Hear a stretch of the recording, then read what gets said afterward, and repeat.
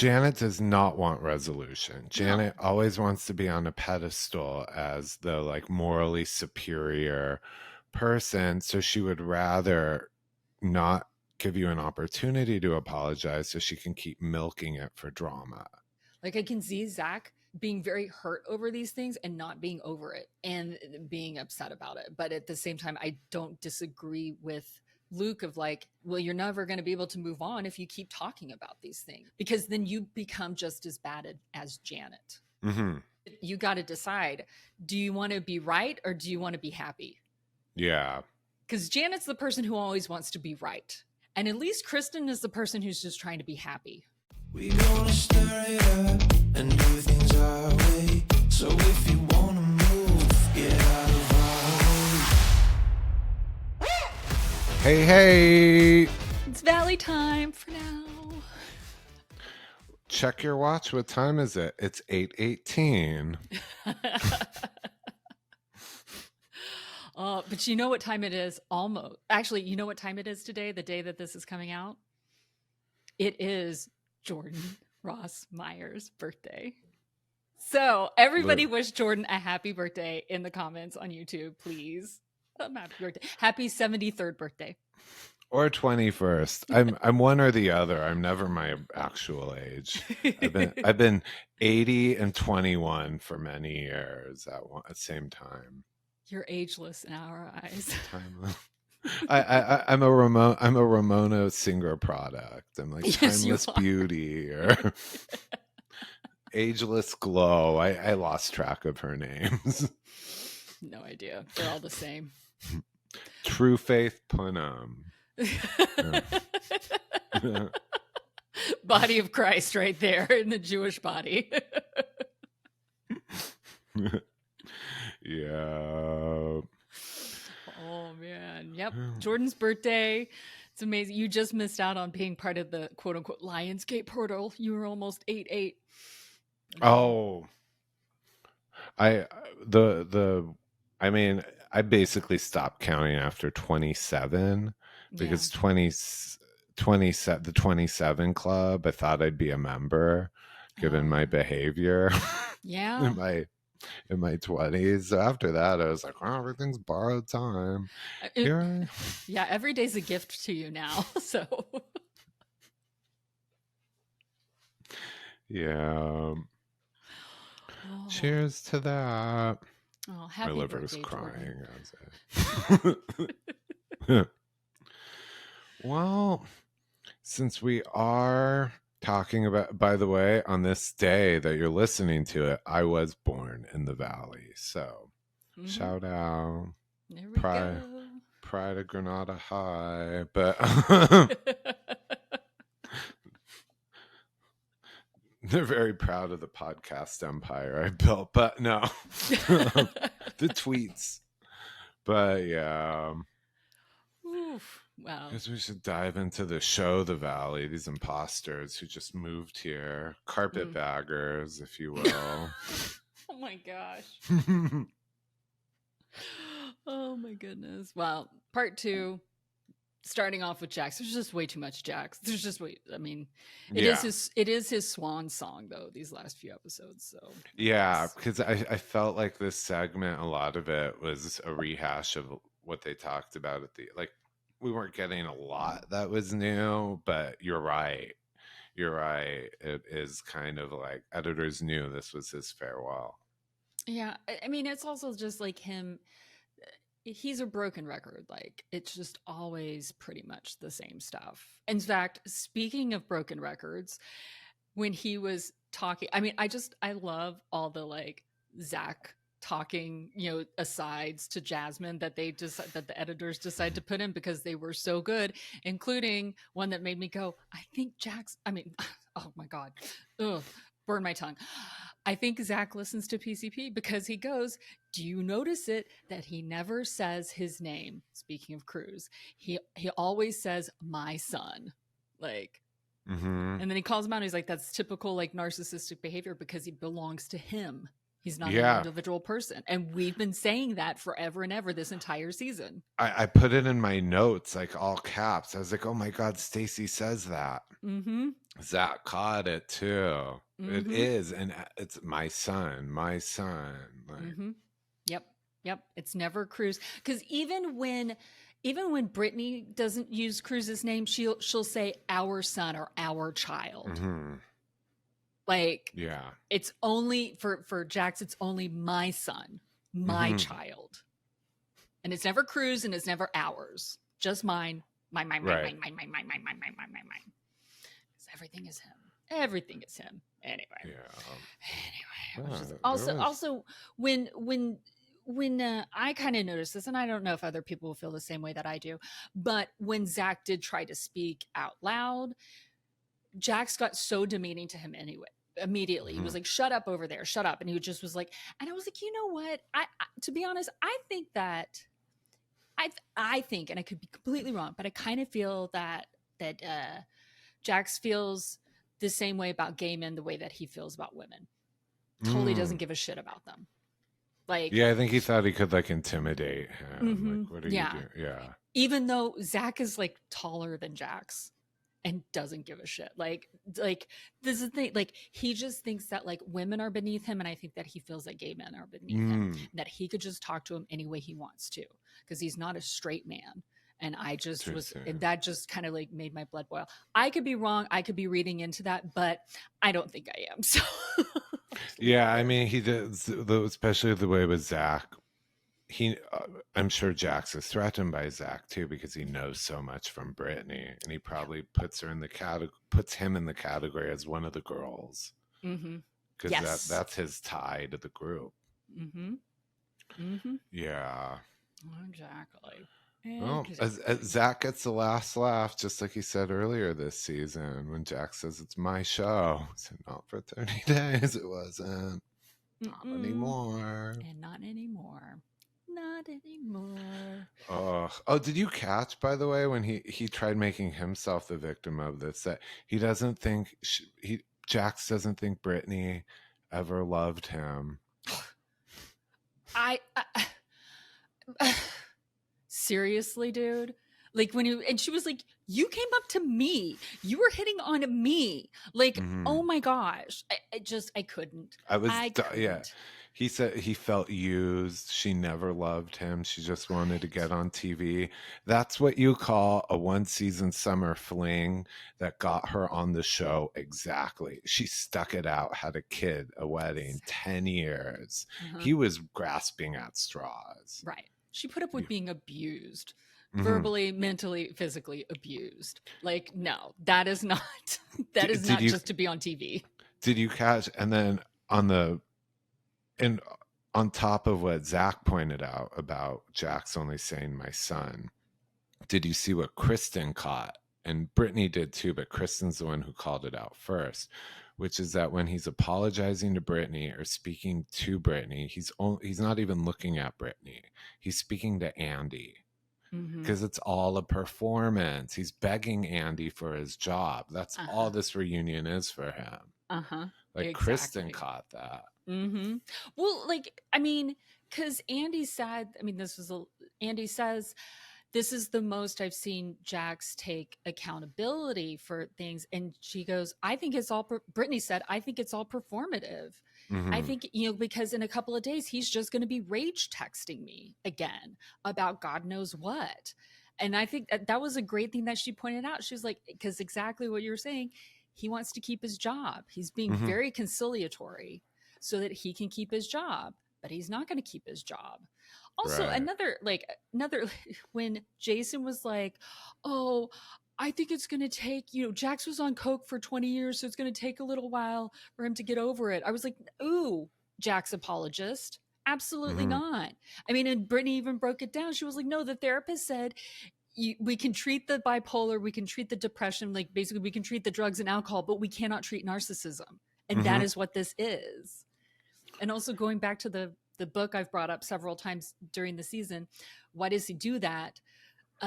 It's about control, and he keeps talking about I want to control things, I want to control her, but yet he doesn't take accountability that he can control himself, and he can control himself at certain times. And even Andy says to him, like, well, this is a time for you to take control of you. Mm-hmm. But he won't do it because this is the thing. It's like, well, I need to control her, but I can't control myself. I something in his reasoning with that, I thought you would think of it too, is when they're talking about the drug tests and if he's sober, and he goes, I want you to drug test me. It keeps me responsible, this and that. And what knowing, not personally, but knowing who Jax is and how he operates, what he was doing there is putting responsibility for his sobriety on Britney. And if Britney doesn't test him and he relapses, it's her fault. Yep. Yeah. Mm-hmm. I noticed that. Absolutely. Yeah. With Britney, one thing I caught, because she's very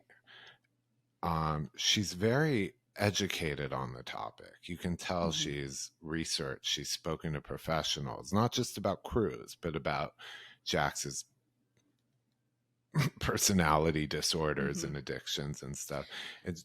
And it seems a little bit like maybe on her own codependency too. Mm-hmm.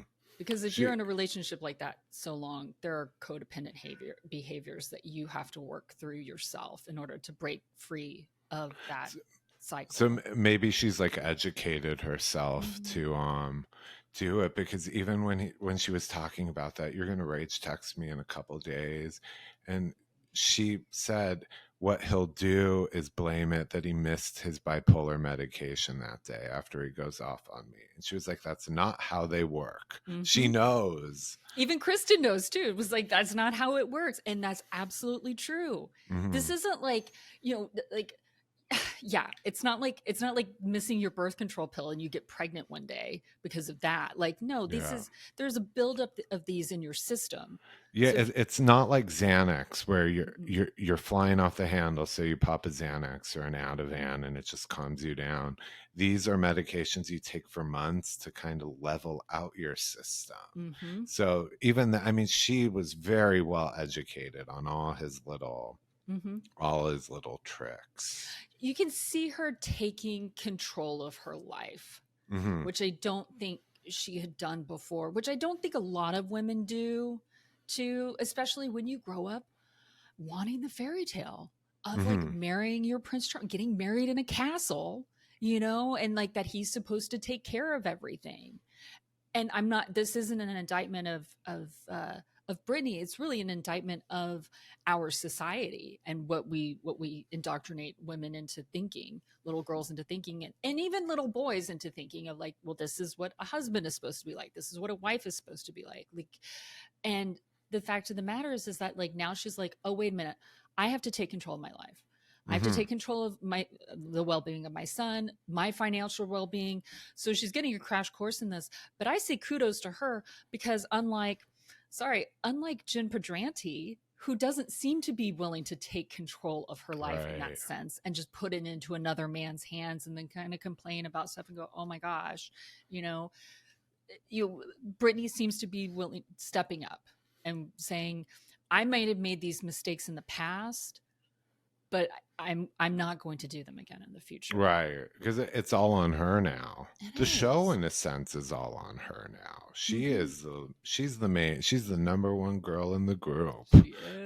She is. She's doing, by the way, because you mentioned Jen Pedranti. They just announced this morning, I need to find the name. It was like something more. Britney is going to be on one of those like Fox competition shows with other reality stars. Oh. And it's going to include like physical competition, like one of those fun ones, like one season. And it's two of the other people on it are Gia and Teresa Giudice. Oh. I was just following the path from when you said she was like one side of Jen Pedranti. The other side of Jen Pedranti we've talked about is that love bubble and naivety. It will be really interesting to see Teresa and Britney. Obviously, they're not going to be discussing Housewives necessarily, but they too.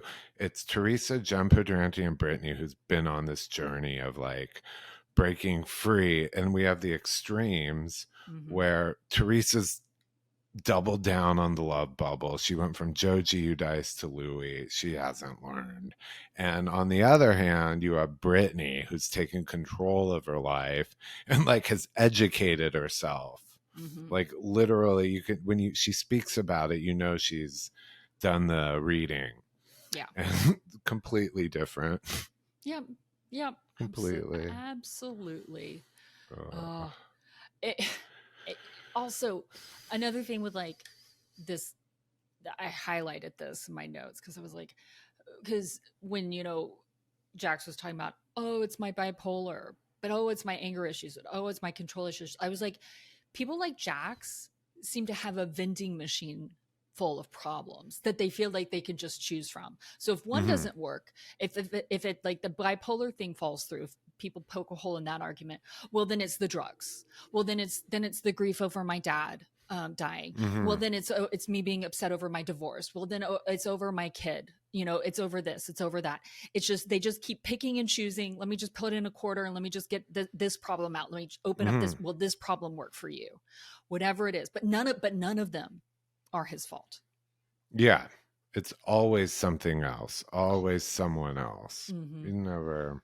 No. The fake tears really made me, because when he'd be pushed into the corner, he'd start being like, it's just, I'm so, yeah. Yeah. And Andy even calls him out and called him creepy for like doing the watching on the cameras and stuff like that. And he was like, I've just got these control issues. And then that's when Kristen called him out, was like, then go to your therapist and get some tools. Yeah. Dude.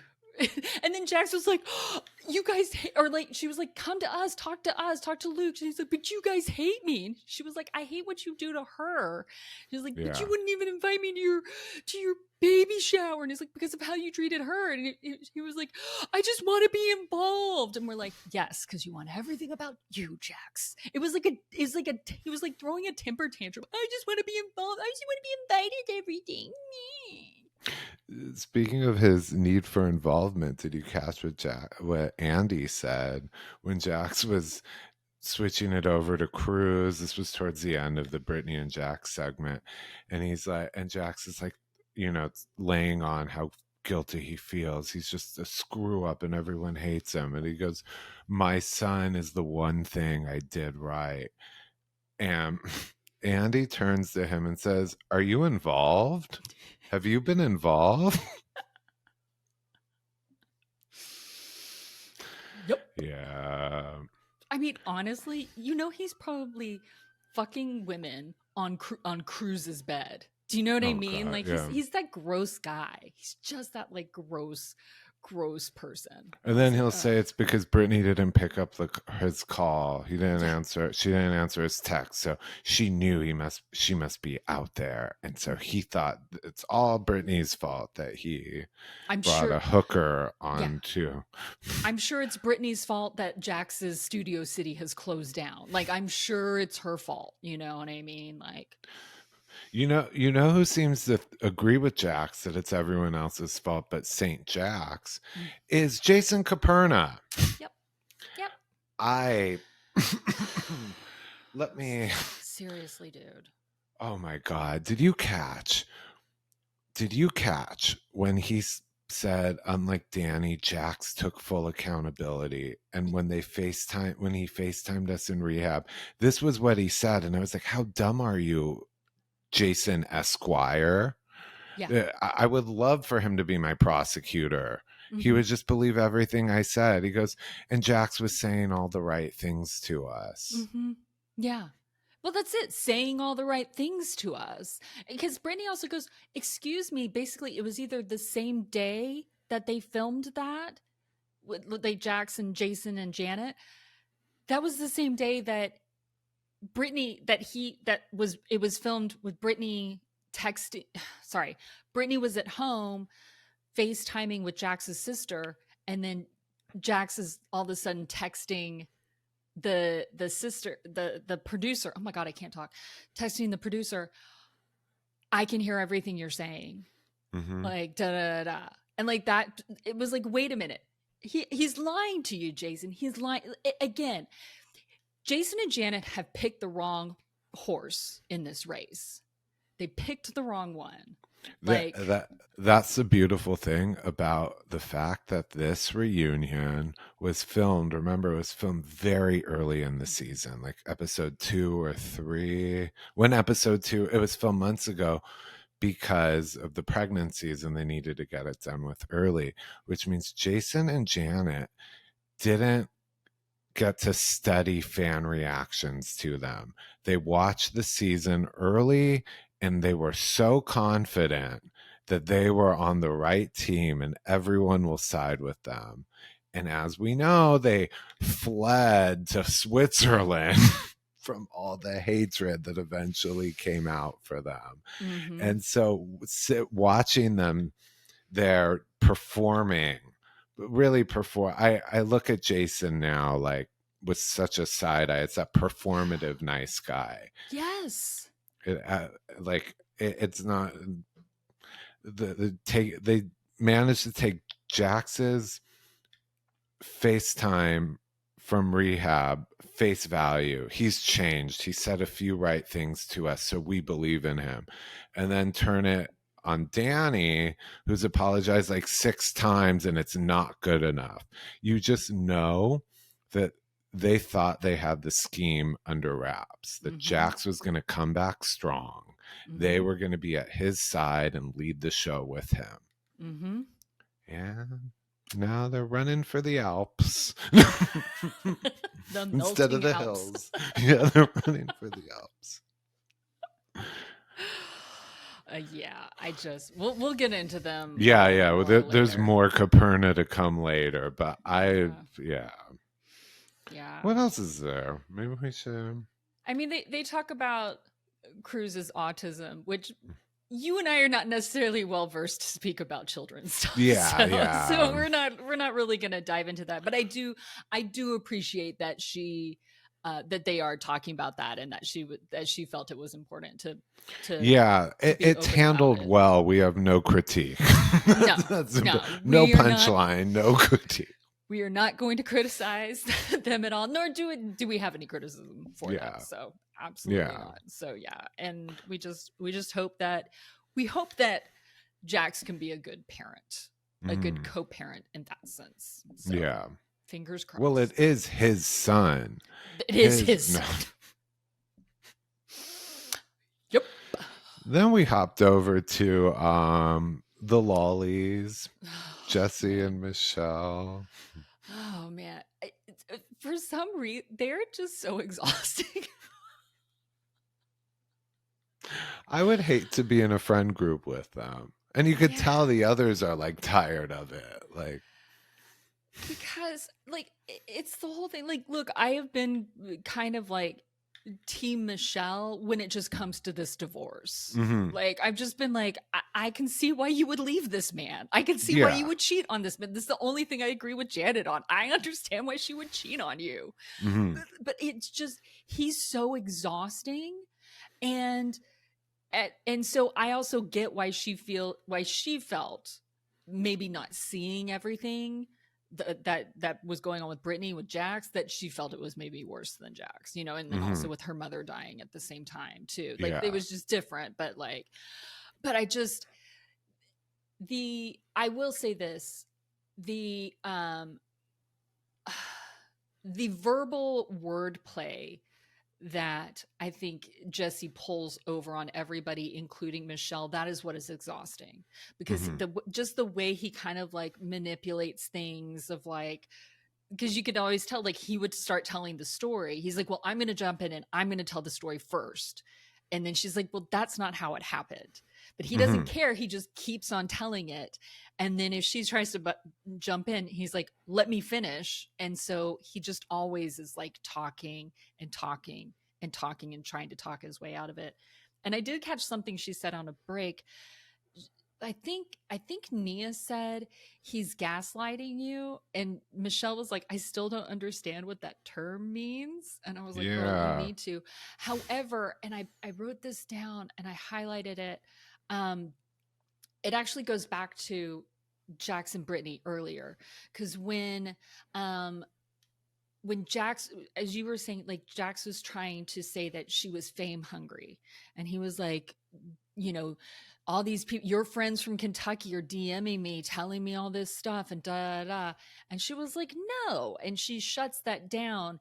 And she's like, and then she says, you're trying to make me look a certain way. And he says, I'm not trying to make you look a certain way by saying that. That's what gaslighting is. Because he was trying to make her look a certain way. And then as soon as she calls him out for doing that thing, he says, I'm not trying to make you look a certain way.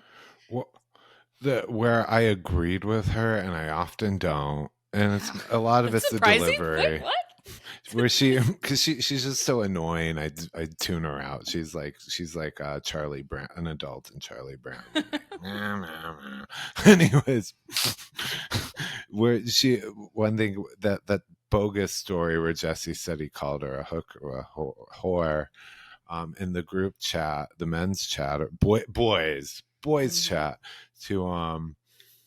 to figure out who the mole was, who was going to leak it. She's like, no, you did it to plant the seed so we'd talk about it on the show and I'd get called a whore on TV. That was one where I was like, yeah, that's absolutely true. That story, he was doing it for the sake of the group. I called you a whore to save your reputation. It was like, but and like all this stuff with his girlfriend, like I don't really care because she wasn't on the season, and so I can't say anything about her. Do you know what I mean? Like I don't know. One thing he said that I had to rewatch, where I was like, what was going on? Where he said the cease and desist she sent started when, did I hear it right? That Michelle texted them saying, I'm going to drag you on social media and expose you for who you are. And she said that, and Jesse said that's why she sent the cease and desist to the cast.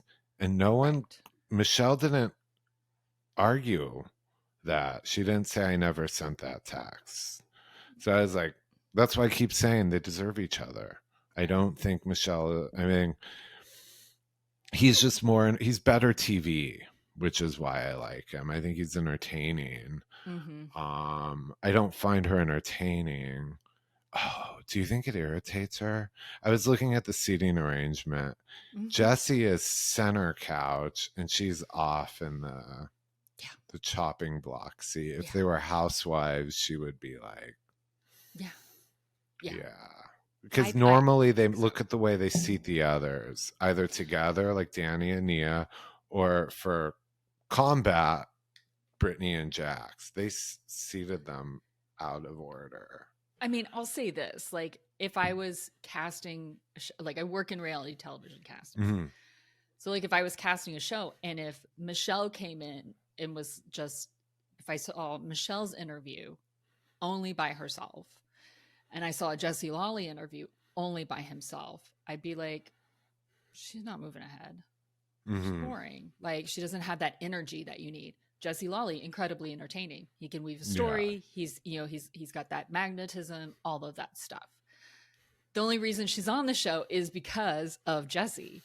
Her relationship with Jesse. I don't disagree with you there. She's kind of boring television. The only thing that made her interesting this season was that she was with Aaron, and not that he's an interesting man. It's just that tension between the three, that love triangle there.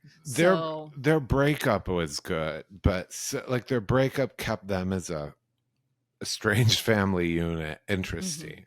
It was just with, I wonder if that seating arrangement was kind of like as the divorce, or maybe she'll be friend of. I'm not the producer, but look, I wouldn't be sad if she was not on next season. Like to be honest with you, like I think just from a viewer's perspective, like it would be more interesting to me if she was not on, and if he was on and somehow was able to get his girlfriend on, and then we were able to see a divorced man navigating a new relationship with this friends group who's still friends with his ex-wife. Do you know what I mean? That's an interesting setup and interesting television.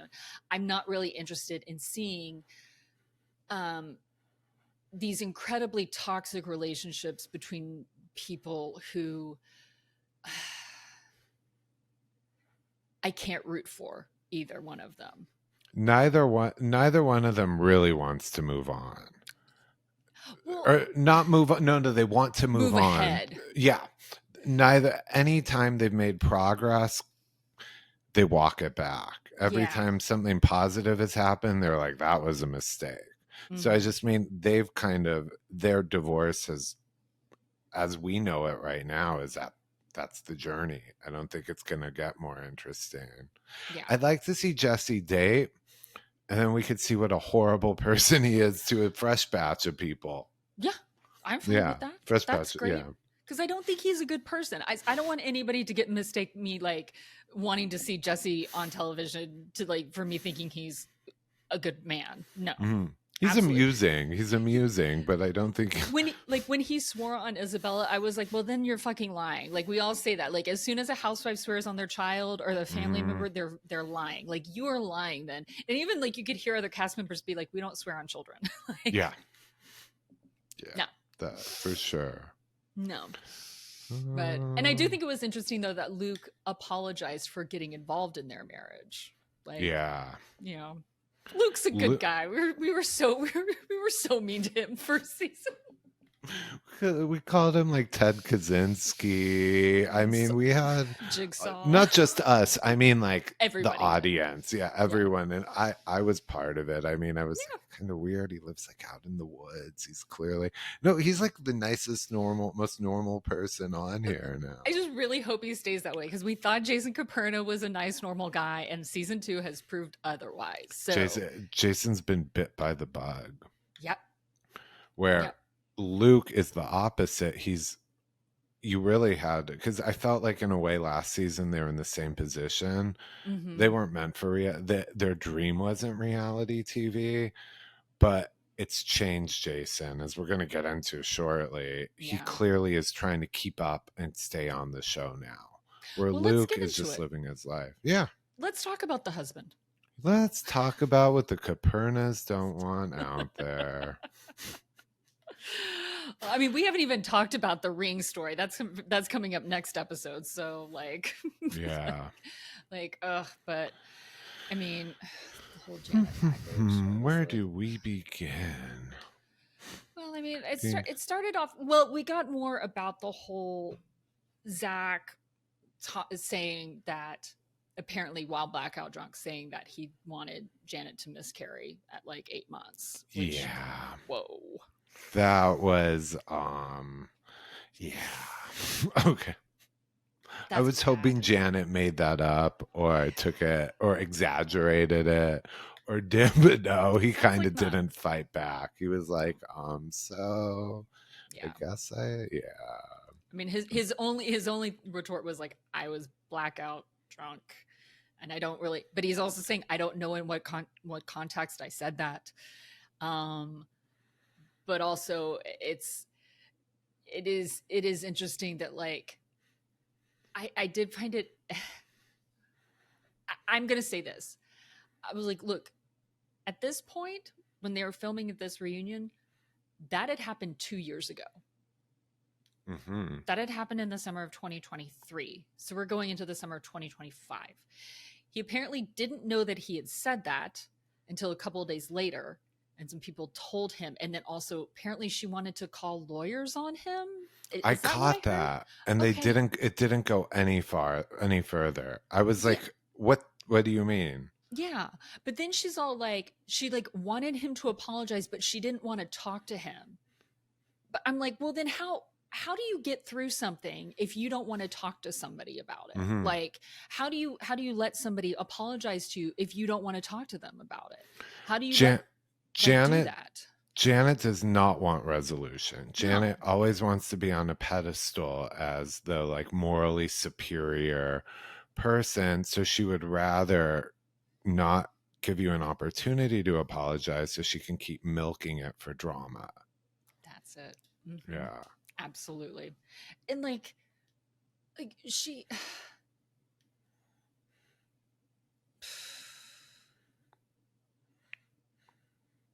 I did find it interesting that Jesse said, again, good television. He was like, I'm friends with Janet, basically. Like we're friends. But I saw what other people were talking about when I was watching the season. How like stuff, like she would bring stuff back around. Like somebody wouldn't even be talking to her about something, and then she would just drop something in to like bring it back around. He's like, I saw how she was messy, and I was like, yeah. Nia, when they get into it with Danny, she says, everyone involved had moved on, and you were the one bringing it up again and again. And that's why it's your fault, and everyone blames you. Yeah. Like on the boat. Like, I mean, with the whole like Danny and Jasmine and Melissa thing. Like I'm gonna sneeze.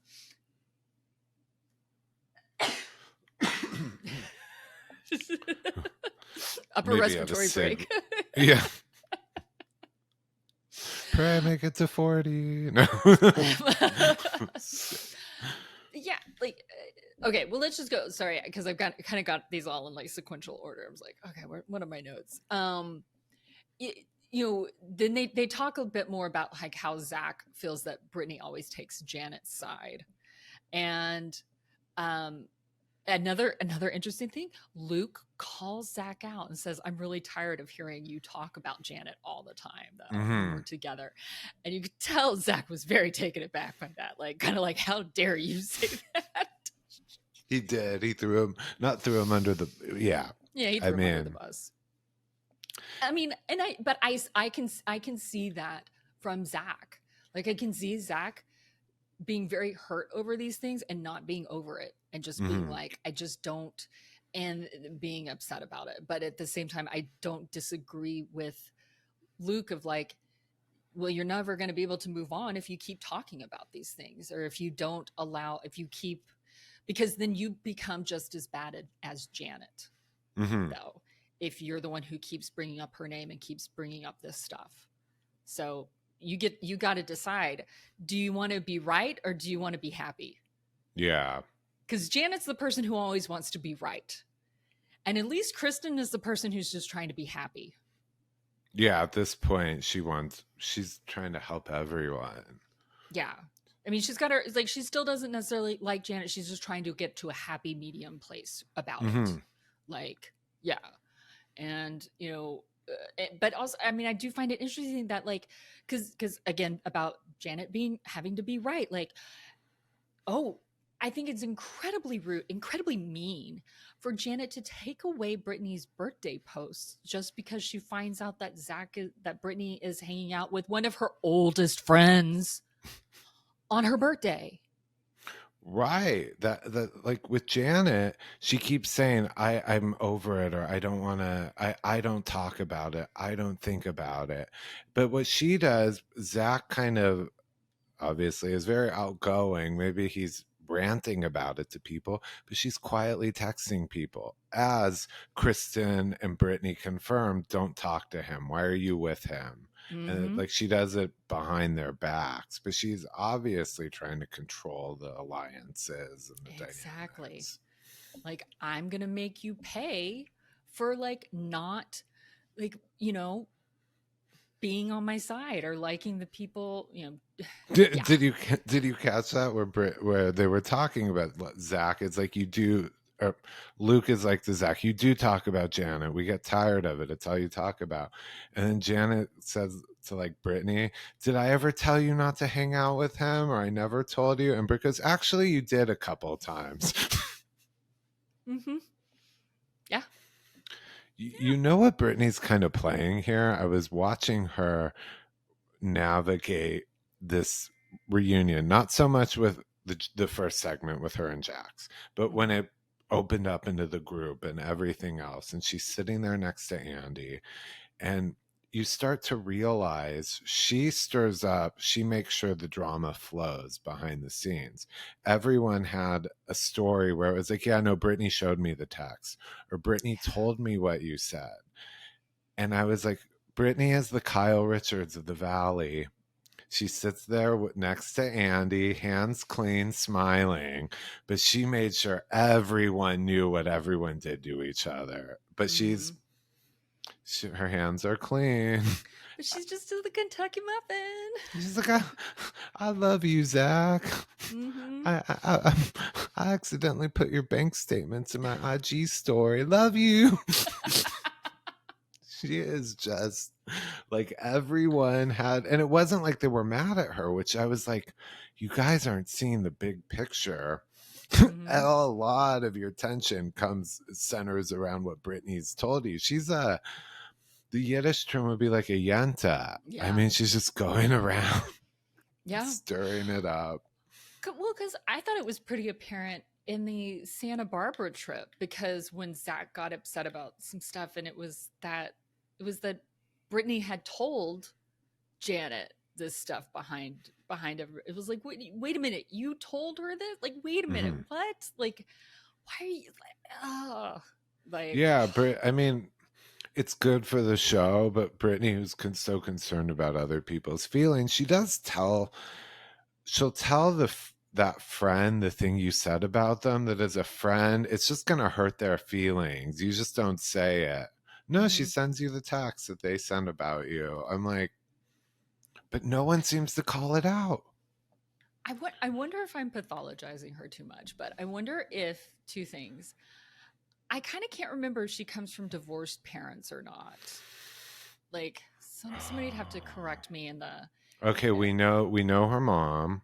Yeah. We know Mima or Mama. What was her name? Mima. Yeah, with the beer cheese. Yep. The beer cheese matriarch. She has a father, but I think like they're her parents are divorced. Yeah, I and I feel like think she they're has a stepfather. But if you grow up, sometimes with divorced parents, you're having to play that game of like keeping both sides happy, and so you tell like both sides stuff.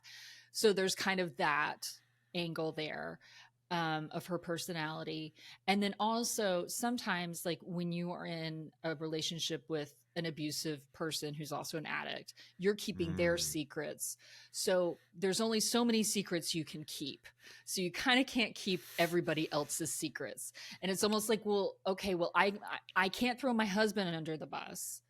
I can't throw my relationship under the bus, but I can throw my best friends. Yeah, kind of like distract and just kind of like, exactly. I needed something to talk about. I can't talk about myself. Yeah. And this comes down again to kind of like codependency. This is something that she needs to deal with on her own in her own therapy. But again, I'm pathologizing her. I'm taking a lot of like liberties with somebody that I don't know, but yeah, and I mean, be nice.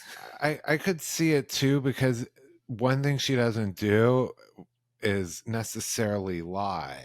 She informs people of conversations, but she doesn't necessarily make things up in like a sociopathic housewivesian way.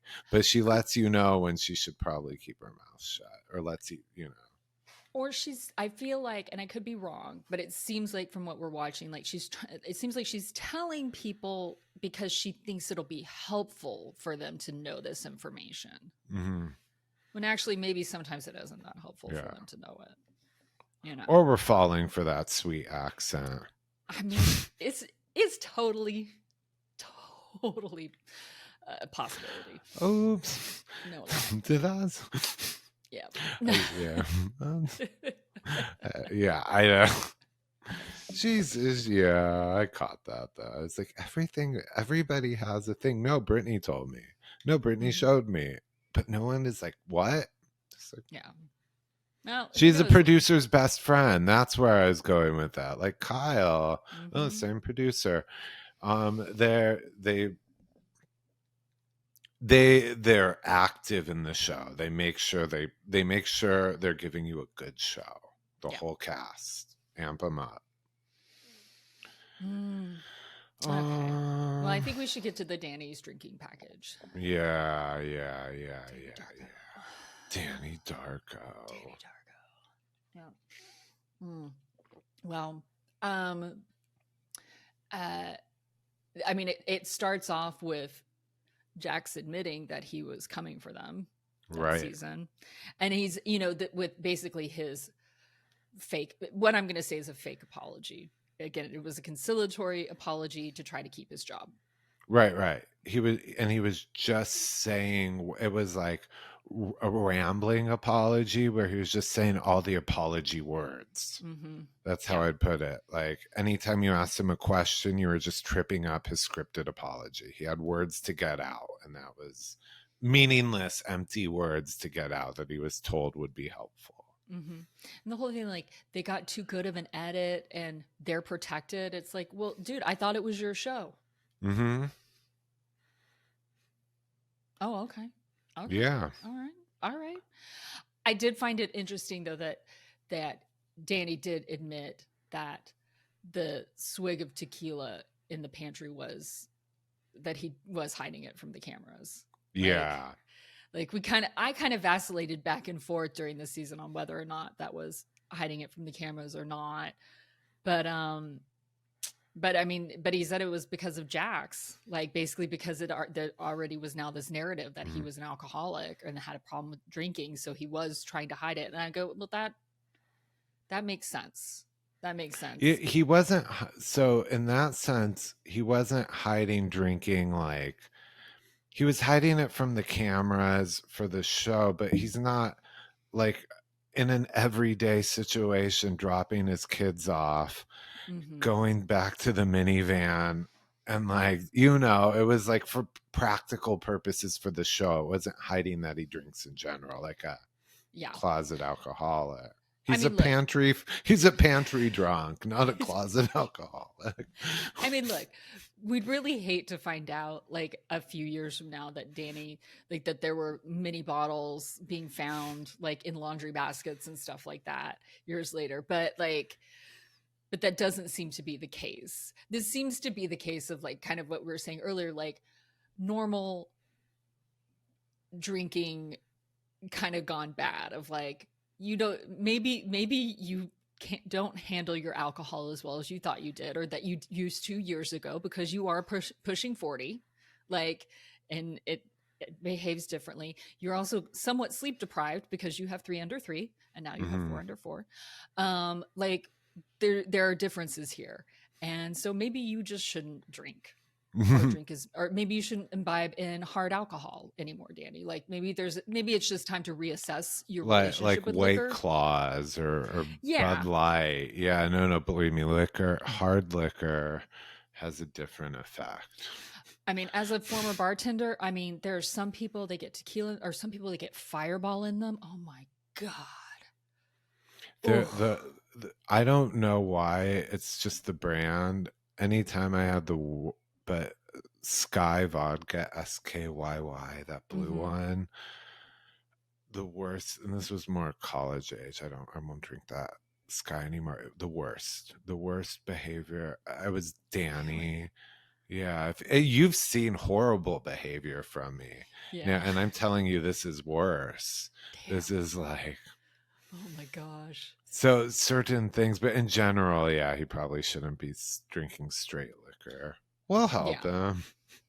Yeah, we can do that. Let's take him out. Yeah. You know, and I get like there's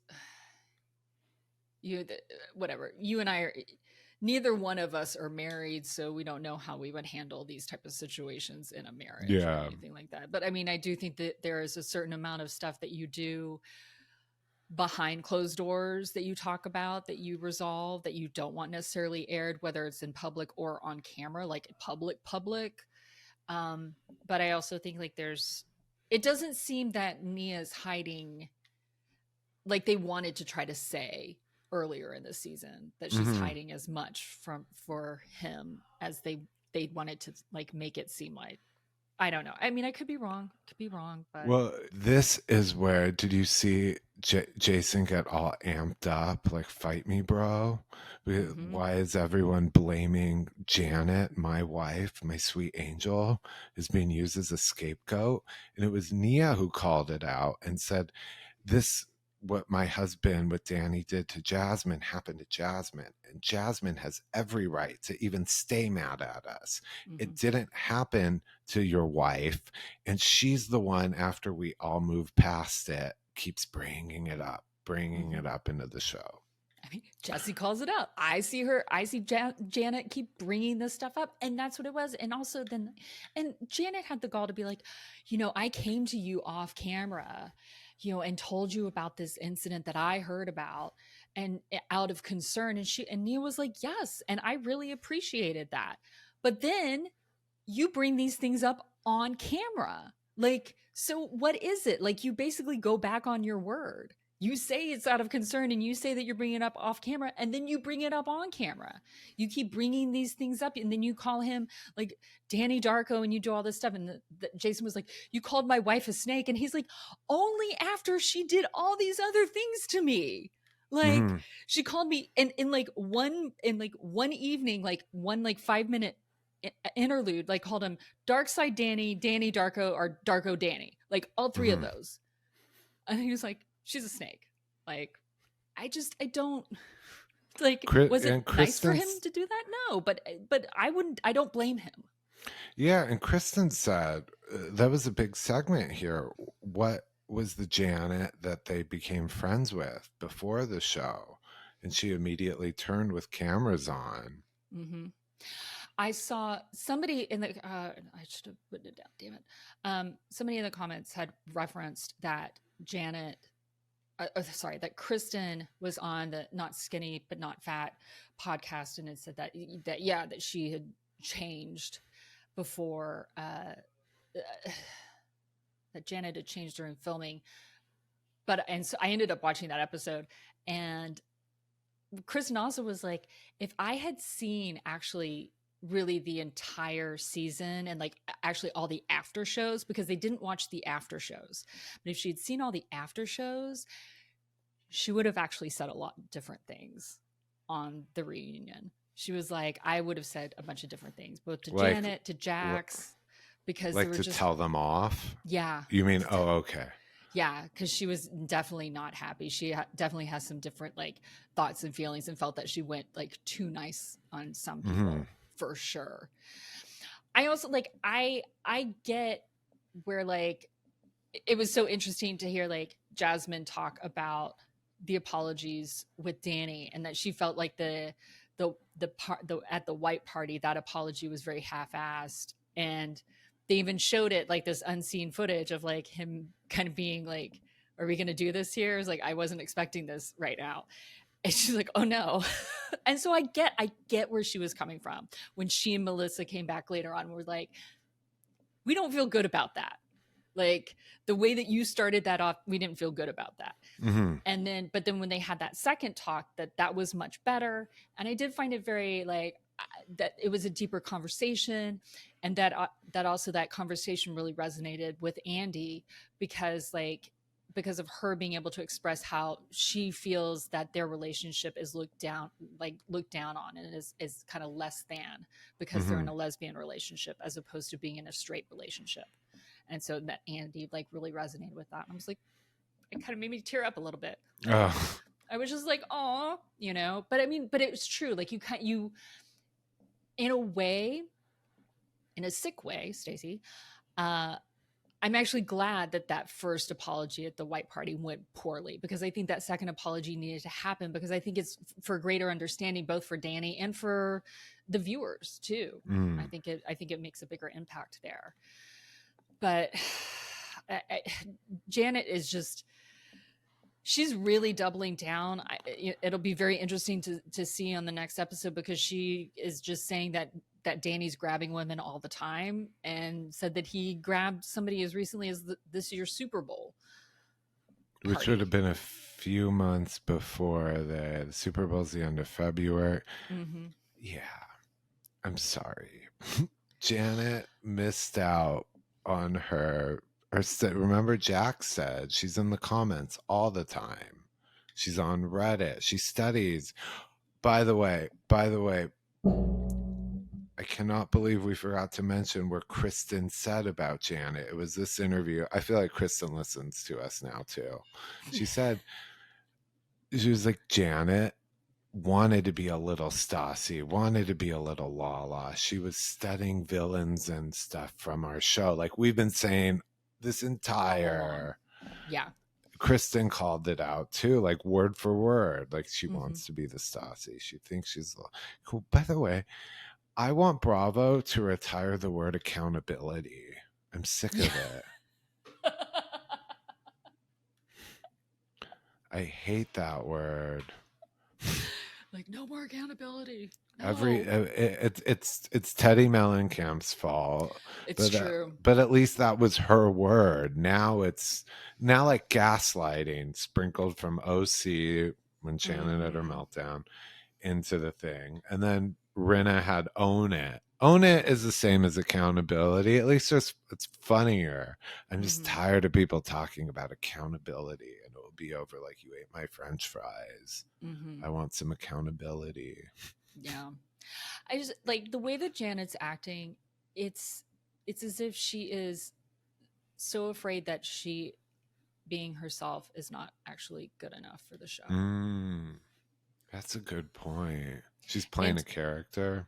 To be a successful reality television star, reality television lead, you have to be completely yourself and be willing to show that, warts and all. And this is horrible that I'm going to say that, like, it's one of the reasons Jax Taylor has lasted so long, even while being a complete and utter, like, horrible person. For the most part, like, because the audience could see that he was a horrible person. We knew it, even if we didn't really want to, like, we played along with him for a long time, but we knew that he was a horrible person. The people who try to lie and try to pretend to be something that they're not, they don't last very long, and they're not very successful, and the audience doesn't buy it. So it's one of the reasons people love Kristen. Kristen was herself. Even if we got mad at Kristen and didn't like who she still was interesting. This is the reason, like, people are, like, watching, like, Jesse Lolly, because like he's kind of, I think he's fake as fuck, but also I think that, like, you can see that veneer there. Does that make sense? Like, I think he knows that he's fake, and he's willing to like it's something I can't really verbalize it very well, and I feel like I'm gonna fall all over myself, but like, I think he knows that we know that he's a con man. Yeah, he does it with a wink. Yeah, he does it like when they do that, when they did the in between segments, and he's like, no, these pants are very expensive. Right. Like, he's Janet's like, they look cheap. No, I mean he's no, Janet, but I think Janet's so trying to control the group. She's trying to be very tightly controlled. Well, others, it makes me wonder, and this is what's going to happen. It makes everybody wonder what's going on in your house. What's going on in your marriage that you are so shut off on a pedestal. You don't want anyone questioning you, but you need all attention to everyone else's faults. People.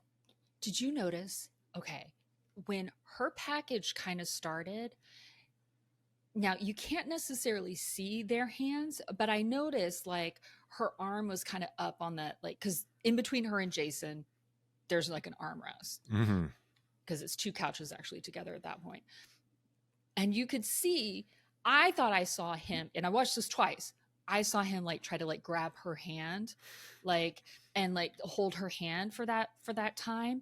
But then when there's the wider shot, they're not holding hands. Like, she's in, like, I can see her hand has just moved back into her. So I don't know if it was like a quick squeeze, or if, like, he wanted to hold her hand and she was like, no, don't hold my hand right now. Whereas, like, very continuously through, you saw a lot of wider shots of, like, Danny and Nia together, and they were holding hands, not the entire time, but pretty regularly, like, during this thing. So I was just like, I just caught that, and I could be reading too much into it, but I just kind of saw that. I just kind of noticed that. I was like, did he try to hold your hand and you didn't take it? Yeah. I could see her if she gets famous enough. Not needing him anymore. Not needing. I just mumbled that so low. Like, I was like, well, you need to say that louder. A secret.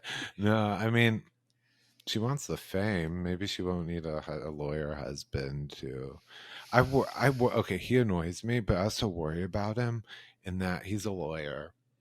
it's a profession with like ethical stuff, like guidelines and stuff. And the jump from last season to this, where he's much more caught up in the show and he's trying to play with the big sociopaths, with the Jax Taylors.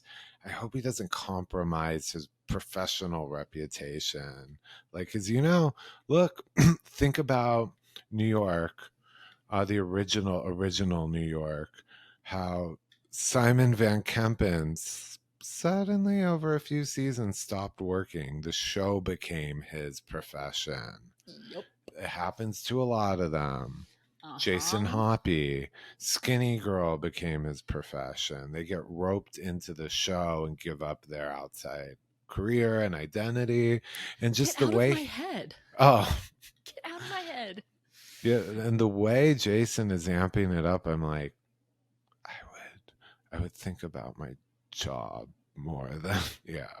Yeah, absolutely. I agree completely. I wonder if he's full-time cast in the same way. I mean, the same pay scale, same contract, or if it's Janet plus Jason as his family. I mean, I would think so. I would think as a lawyer, he would try to negotiate. True. Plus, also, I mean, they only film. It's like Summer House. They only film during the summer. This isn't, they need to have those. Anyway, I don't know. Well, we still have part 3. Yep. We're not done yet. Nope. So you guys are not done with us. Plus, you also can see us on Mondays and listen to us on Mondays because we're recapping OC. Yeah. Orange County. What are you guys going to do without us twice a week? Actually, maybe give us some ideas. What else should we talk about? That's not a recap because we only really do the Southern California. For the most part, Beverly Hills, Valley, Vanderpump, OC, all those. But what else do you guys want to hear from us about? We're all behind the scenes. Yeah. We know lots. Lots. So if you have any topics you guys want us to pod about, if you have any questions you want us to address, hashtag ask us anything. Yeah. Leave us a comment on the YouTube. Leave us a comment on one of our socials, something like that. I don't know. Yeah. Text it to Brittany. She'll share it with everyone. Yep. For sure. Well, on that note, if you really want to send me a birthday gift, click subscribe. Yeah. Please. All right. Grade 1-8 out.